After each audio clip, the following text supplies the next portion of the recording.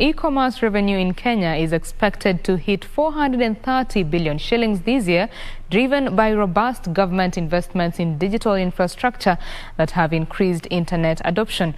Uptake of digital services and mobile money innovations are also up. Stakeholders in the ICT sector are pushing for the development of an e-commerce national strategy to fasten the pace of growth of online business.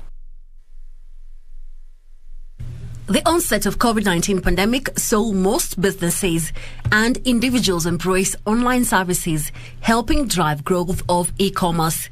At the launching of the e-commerce readiness report for Kenya, officials said Kenya is a pacemaker in e-commerce in Africa, with combined revenues expected to hit $3.6 billion by the end of this year. We're doing well, but we are not yet there.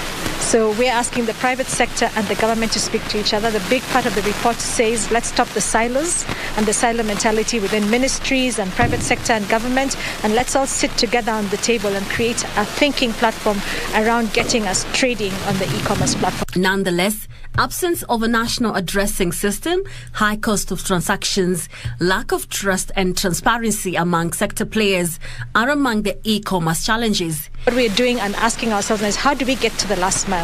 A big question that we also ask in the report is on payments and financing, and we also know the cost models around payments and financing in this country continue to be a high burden, especially on tax for the citizen.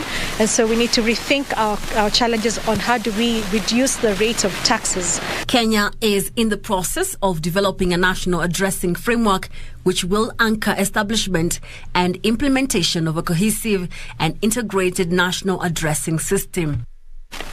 We are going to develop a national strategy which is informed by what we have found, the study that was conducted to find out how ready we are. Informed by the assessment, we believe that we are going to develop a robust strategy that will enable our country fit in the global space and enable our businesses compete favorably.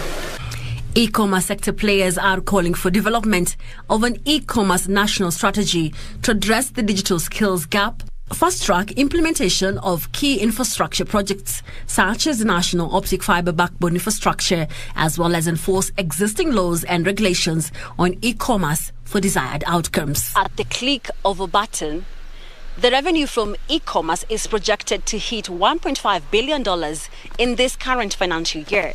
Now, digital platforms are seizing this opportunity and are investing heavily to ensure that they improve their digital infrastructure.